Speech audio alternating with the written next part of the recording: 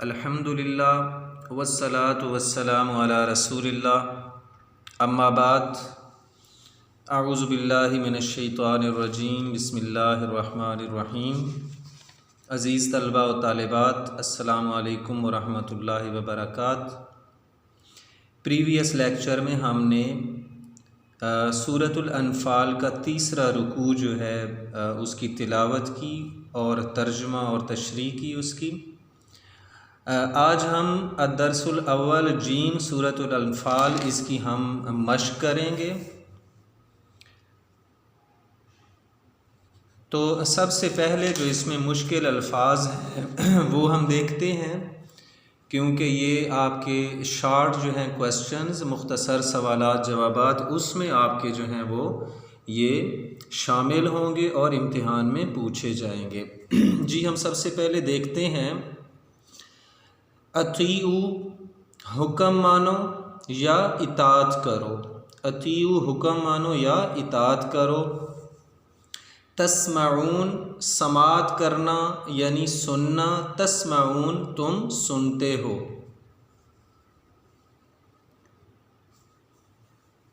शरद दवाब बदतरीन किस्म के जानवर। शरद दवाब बदतरीन किस्म के जानवर। अस्सुम्म बहरे हैं, अलबुक्म गुंगे हैं। अस्सुम्म बहरे, अलबुक्म गुंगे। ला याक़िलून वो समझते नहीं हैं, वो अक़ल नहीं रखते। ला याक़िलून वो समझते नहीं हैं। खैरन भलाई। ला अस्माहुम तो ज़रूर सुना देता उनको। मोरेजून मुँह फेरने वाले। मोरेजून मुँह फेरने वाले, एराज़ करने वाले यानी मुँह फेरने वाले। इस्तजीबू हुक्म मानो या हुक्म कबूल करो। दआकुम वो बुलाएं तुम्हें। दआ का मानी दावत देना, बुलाना, पुकारना। दआकुम तुम्हें बुलाएं। युहयीकुम जो तुम्हें ज़िंदगी बख्शता है। युहयीकुम। यहूलो हायल होता है। मरए आदमी, क़ल्ब ही और उसका दिल। तुहशरून तुम उठाए जाओगे, तुम जमा किए जाओगे। तुहशरून निकला है हशर से। हशर का दिन जो होगा उसमें अल्लाह ताला तमाम इंसानों को वो उठाएंगे यानी जमा करेंगे। तो इसलिए व अन्नहु इलैहि तुहशरून और तुम उसकी तरफ उठाए जाओगे। वत्तकू, वत्तकू का मतलब है डरो या बचो। फितना, फितना। ला तुसीबन्ना हरगिज़ ना पहुँचेगा। वालमू और जान लो। वज़कुरू याद करो। कलीलुन थोड़े, कलील। मुस्तज़अफ़ून ज़ईफ़ से निकला। मुस्तज़अफ़ून ज़ईफ़ समझे जाते थे, कमज़ोर समझे जाते थे। तख़ाफ़ूना खौफ से है। तख़ाफ़ूना तुम खौफ रखते थे, तुम डरते थे। यतख़त्तफ़कुम तुमको उचक ना ले जाएं, तुमको उड़ा ले जाएं। तुमको उचक ले जाएं, तुम्हें उड़ा ले जाएं। फ़आवाकुम पस ठिकाना दिया उसने तुम्हें। आवा का मतलब होता है ठिकाना देना, जगह देना। फ़आवाकुम पस ठिकाना दिया उसने तुमको। अय्यदकुम तुम्हें क़ुव्वत बख्शी, तुम्हें ताकत बख्शी। बेनस्रिही अपनी मदद के साथ। नस्रुन मदद होता है, बेनस्रिही अपनी मदद के साथ। ला तख़ूनु ख़यानत ना करो। ला तख़ूनु ख़यानत ना करो। अमानातिकुम अपनी अमानतों में। फितनतुन फितना यानी बड़ी आजमाइश। जी अज़ीज़ तलबा, ये मुश्किल अल्फाज थे जिनके मीनिंग जो है हमने समझे। आपने इसको याद करना है बहुत अच्छी तरह, ताकि ये आपके सवाल हैं जो अल्फाज मीनिंग वाले वो आपके क्या हो जाएं, क्लियर हो जाएं। अब हम आते हैं इससे आगे मशक पे। मशक में हम देखते हैं कि सबसे पहला सवाल है अस्सवालुल अव्वल। पहला सवाल है कि शरत दवाब से क्या मुराद है। शरत दवाब से क्या मुराद है। अक्सर पेपर जब चेक करते हैं तो बच्चे इसका सिर्फ मीनिंग लिख लेते हैं कि शरत दवाब से मुराद है बदतरीन किस्म के जानवर, और यहाँ पर उनका जवाब जो है वो कंप्लीट हो जाता है। नहीं, इसकी मुकम्मल वजाहत करनी है। शरत दवाब का लफ्ज़ी मतलब है बदतरीन किस्म के जानवर। शरा का मैनी बदतरीन, अद्दवाब दाबतुन की जमा है, दाबा कहते हैं चौपाए को, जानवर को। शरत दवाब बदतरीन किस्म के जानवर, ये लफ्ज़ी मतलब है। यहाँ बदतरीन जानवर से मुराद वो लोग हैं। यहाँ बदतरीन जानवर से मुराद वो लोग हैं जो सुनने और समझने की सलाहियत रखने के बावजूद, कौन सी सलाहियत? सुनने और समझने की सलाहियत रखने के बावजूद अक्ल व शऊर से काम ना लें तो वो जानवरों से भी बदतर हैं। यानी अल्लाह ताला ने उन इंसानों को बदतरीन जानवर कहा है कि जो सुनने और समझने की भी सलाहियत रखते हैं, लेकिन इसके बावजूद अपना अक्ल व शऊर इस्तेमाल नहीं करते और कुछ भी नहीं समझते या समझना नहीं चाहते। अस्सवालुस्सानी, दूसरा सवाल, इन आयात में ख़यानत से क्या मुराद है। जी हमने ये देखिए, हमने पढ़ा ला तख़ूनुल्लाह व रसूल व तख़ूनु अमानातिकुम के अल्लाह और उसके रसूल की अमानत में ख़यानत ना करो, व तख़ूनु अमानातिकुम और ना अपनी अमानतों में ख़यानत करो। तो ये सवाल पूछा जा रहा है कि इन आयात में ख़यानत से क्या मुराद है। जवाब हम लिखेंगे, इन आयात में दो तरह की ख़यानत से मना किया गया है। इन आयात में दो तरह की ख़यानत से मना किया गया है।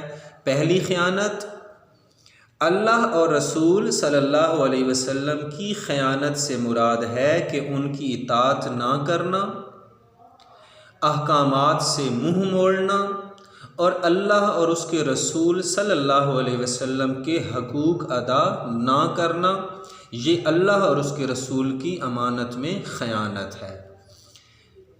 और दूसरी अमानत, अपनी अमानतों में ख़यानत ना करो। इसका ये मतलब है कि अपने फ़राइज़ और ज़िम्मेदारियाँ पूरी ना करना। जो अल्लाह ताला ने बहसीयत इंसान के ज़िम्मे कुछ फ़राइज़ आयद किए हैं, ज़िम्मेदारियाँ आयद की हैं, उन ज़िम्मेदारियों को एहसन तरीके से पूरा ना करना।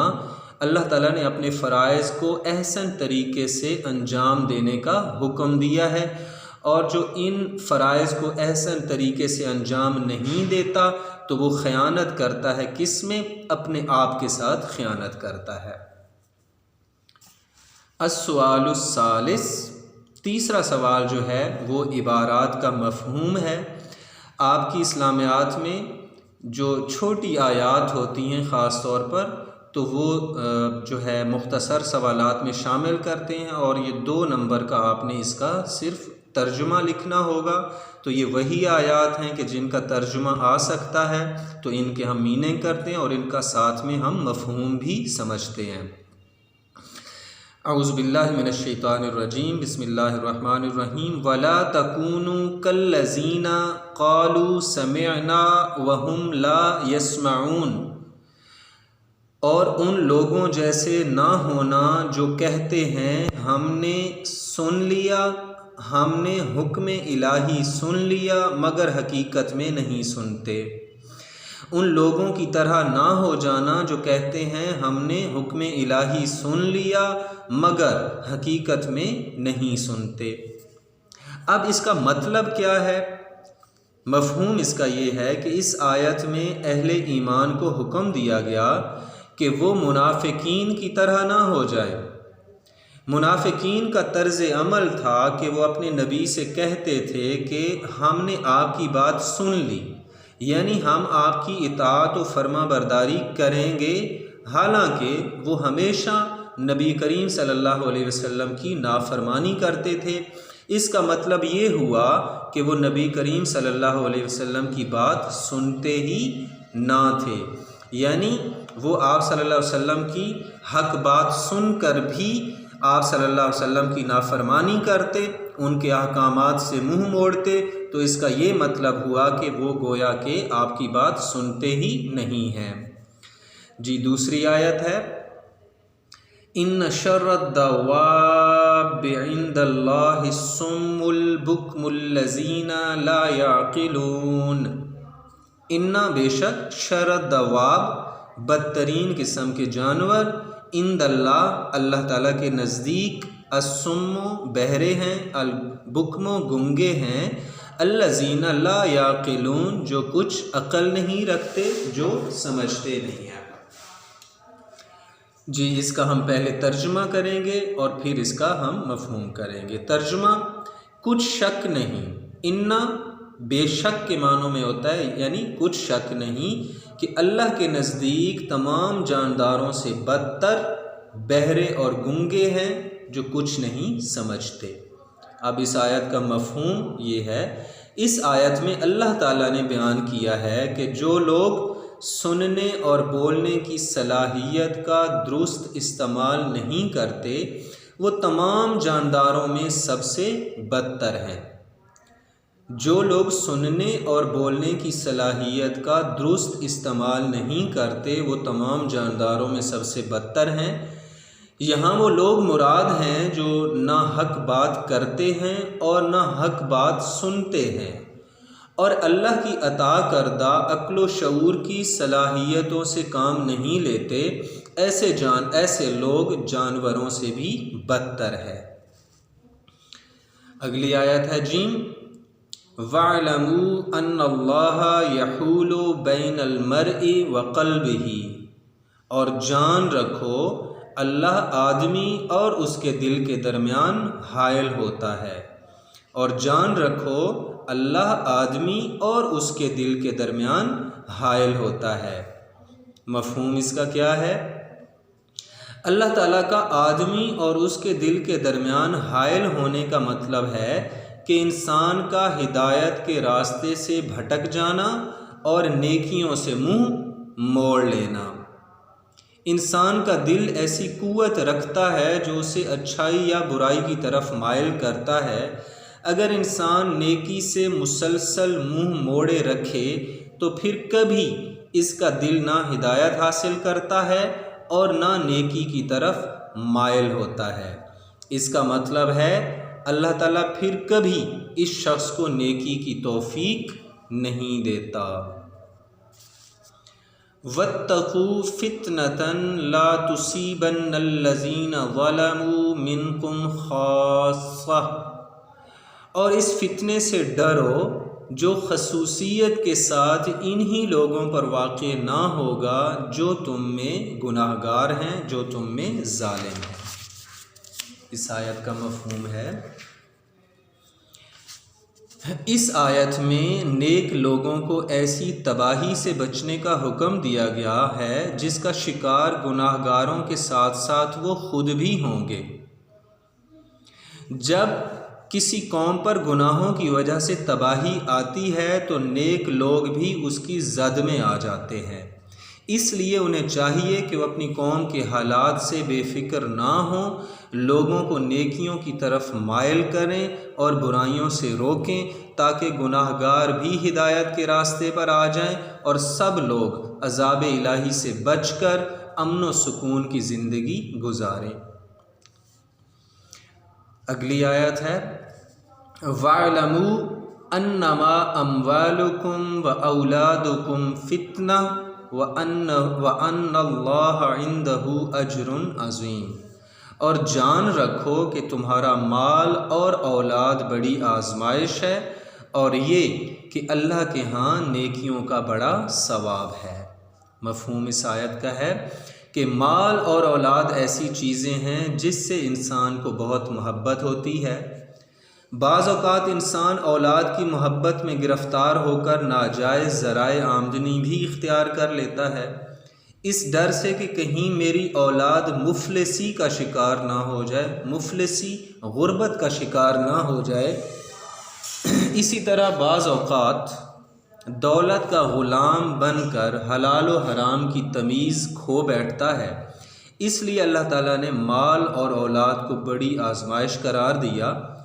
नेक इंसान अल्लाह के दीन पर कायम रहते हुए इन आजमाइशों पर पूरा उतरते हैं और इन दोनों चीज़ों के सामने अल्लाह के अहकामात को फरामोश नहीं करते।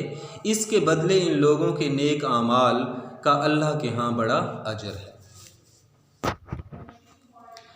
इसमें चंद इजाफ़ी मुख्तसर सवालात हैं कि जो पूछे जा सकते हैं मश्क के अलावा भी, तो हम इनको भी देख लेते हैं। या अय्युहल्लज़ीना आमनू अतीउल्लाह व रसूला, ए ईमान वालो अल्लाह और उसके रसूल की इताअत करो। इताअत के बारे में मोमिनीन को क्या हुक्म दिया गया है? इताअत के बारे में मोमिनीन को ये हुक्म दिया गया है कि वो सिर्फ़ अल्लाह और उसके रसूल सल्लल्लाहु अलैहि वसल्लम की इताअत करें और उससे रूगर्दानी ना करें। रूगर्दानी यानी उससे मुँह ना मोड़ें। मोमिनीन को किन की रविश इख्तियार करने से मना किया गया? मोमिनीन को मना किया गया है कि वो उन लोगों जैसे ना हो जाएं जो कहते हैं कि हमने हुक्म इलाही सुन लिया है मगर हकीकत में वो नहीं सुनते। शरद दवाब से क्या मुराद है? शरद दवाब के माना है बदतरीन जानवर। इससे मुराद काफिर और मुनाफिकीन हैं जो कुछ नहीं समझते। इन्हें अक्ल व शऊर की नेमत अता की गई है मगर वो इससे काम नहीं लेते। अल्लाह और उसके रसूल सल्लल्लाहु अलैहि वसल्लम की अमानत में ख़यानत से क्या मुराद है? अल्लाह और उसके रसूल सल्लल्लाहु अलैहि वसल्लम की अमानत में ख़यानत से मुराद अल्लाह और उसके रसूल सल्लल्लाहु अलैहि वसल्लम की नाफरमानी करना है। यानी अहले ईमान को चाहिए कि वो अल्लाह और उसके रसूल सल्लल्लाहु अलैहि वसल्लम के अहकाम में अपनी तरफ से कोई कमी बेशी ना करें बल्कि पूरी तरह अमल करें, वरना वो अल्लाह और उसके रसूल सल्लल्लाहु अलैहि वसल्लम की अमानत में ख़यानत के मुर्तकिब होंगे। अल्लाह और उसके रसूल सल्लल्लाहु अलैहि वसल्लम पर ईमान का क्या तकाज़ा है?